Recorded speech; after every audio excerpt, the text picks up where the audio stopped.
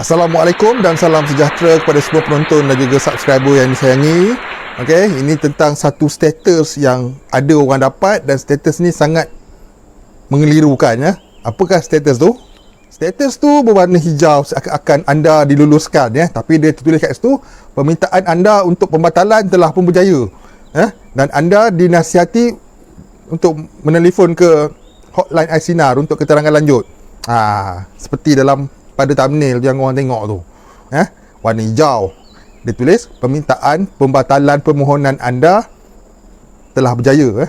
Okey, masa bila pula korang membatalkan permohonan? Mesti korang akan terfikir macam tu, kan?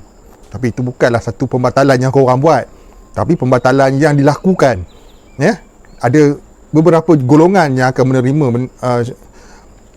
status yang macam tu. Ada dua golongan saja.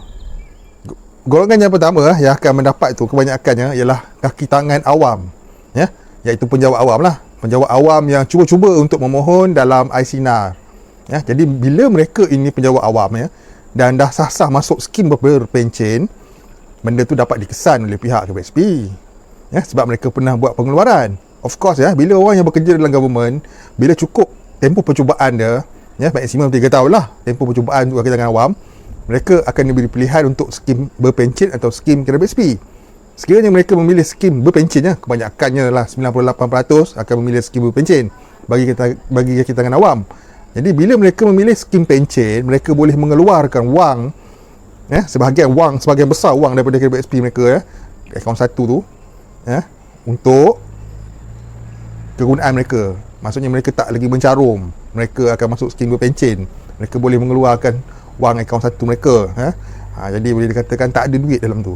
Dan kalau ada pun, selepas mereka menerima duit tu, duit yang dia takkan keluar kosong, dia akan balance sikit. Dan balance sikit itu akan diberi dividen tahunan. Jadi maksudnya walaupun seorang kaki tangan awam tu memilih skim berpencen, akaun KPSP dia masih ada duit walaupun sikit.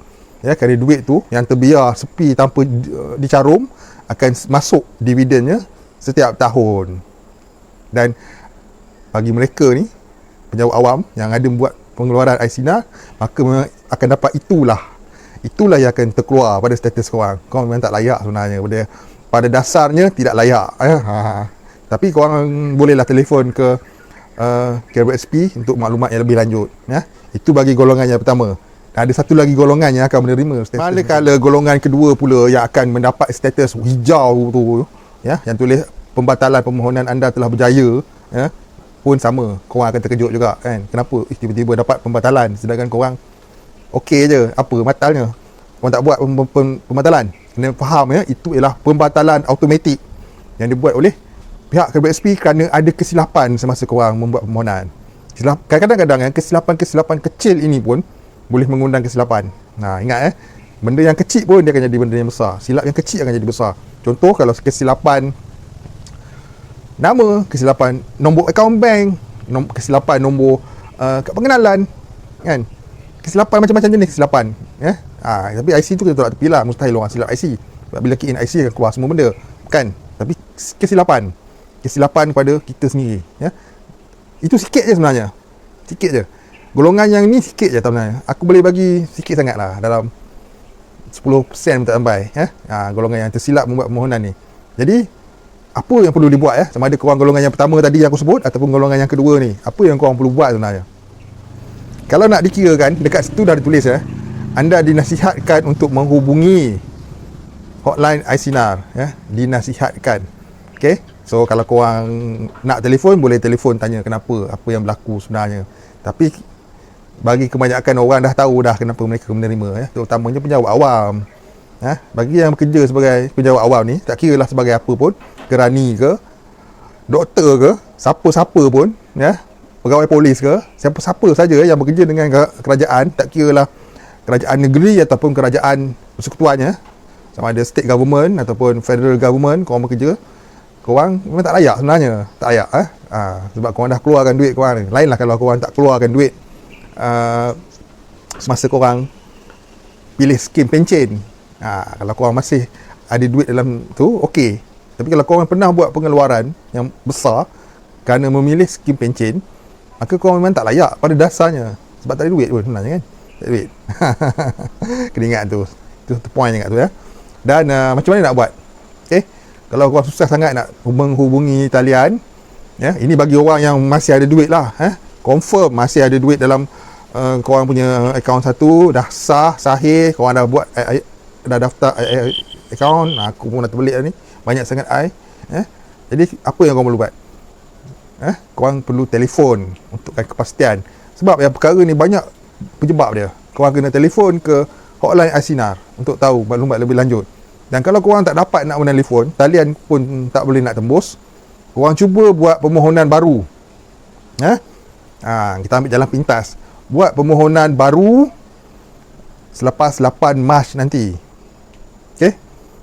Itu yang terbaik lah. Buat permohonan baru. Jadi, berbalik kepada penjawat awam. Okey, adakah penjawat awam pun kena buat permohonan baru juga?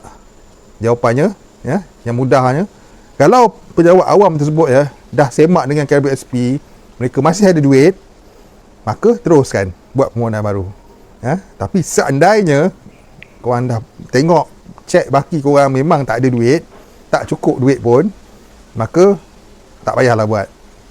Sebab iSinar ni dia menyasarkan bukan untuk penjawat awam sebenarnya. Sebab semasa pandemik COVID-19 pun, penjawat awam tidak terjejas pendapatan mereka walau kerja apa sekalipun.